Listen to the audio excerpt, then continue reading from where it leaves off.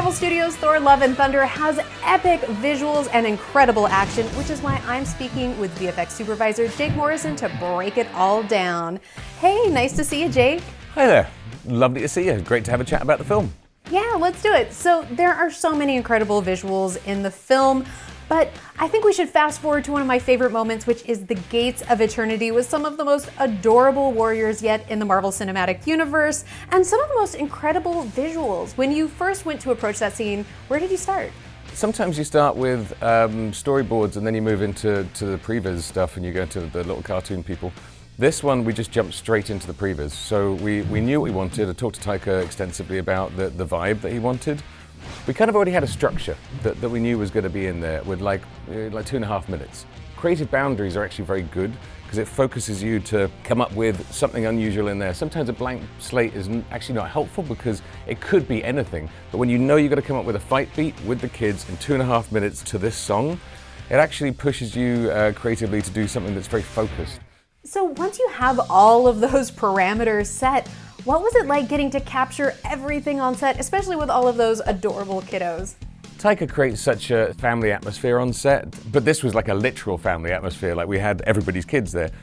Christian's kids in it, Natalie's kids, Chris's kids, Taika's kids, like everybody's in there. They're not fighting against monsters, of course. They're fighting against, stunt guys in grey suits with the dots on that you see all the time. And the kids all did great. So they learned their moves. We didn't, they weren't swinging off trampolines. Although Chris's kid, one of Chris's kids did do what they call a double gainer in wire work, which is a double backflip in mid-air. So there's a chip off the block. It's so fun and just really wildly creative and inventive, and not just in the scene, but in the visual effects. How, after all of these years, do you keep really raising the bar? So when you're working with a director like Taika who doesn't want you to be in a safe spot, who actually wants you to go out there and kind of like jump off the cliff and kind of like stitch the parachute on the way down. It's exhilarating and it's terrifying, but it's also super rewarding as the whole thing comes together. The challenge in visual effects nowadays is that the audience are extremely wise. We all see so many cool things all the time, but often they're using the same building blocks. Effectively, you're seeing stuff put together in the same way that it has been for the last 20 years. The pictures get better, the pictures get more complex, the scope and the scale gets bigger. But fundamentally trying to change how you do it to come up with satisfying a vision of an incredibly creatively hungry director like Taika Waititi, it is a challenge in itself. And so he's pushing us to look for the new technologies that we can bring in to allow us for more creative opportunities. Any of the sequences across the picture couldn't have existed if we hadn't taken some huge creative leaps and just kind of, I'm sure it's going to work. And it did. I'm sure it was going to work. I was certain. Yeah, it worked. Okay, thank God. Oh, I'm sure it was a huge relief. But, in order to make things look so new and so fresh, were there any new technologies or techniques that you explored? Instead of having to make a computer-generated version of each of the kids to receive the lightning, because they're all covered in lightning, and kind of cheat, I feel, when you do that stuff. It's never quite like the real kid. We use this crazy lighting thing where you actually light the kids from 4 different angles at the same time, but we have a system where you can take that apart. And then you can use any given light. So when one of the kids goes and smashes a monster here, and it splats and you get lightning in the face, the light that's on the kid's face is really what it would have looked like if that happened, but we were able to choose later on. And Taika wanted us to try and find new technologies and push that stuff forward, and we're proud of that. So once you then have all of those different kinds of pieces of footage, how do you start to put it all together?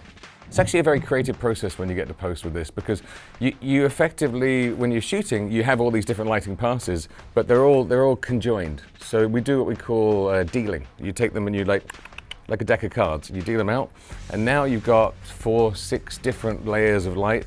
The light from here, the light from here, the light from there.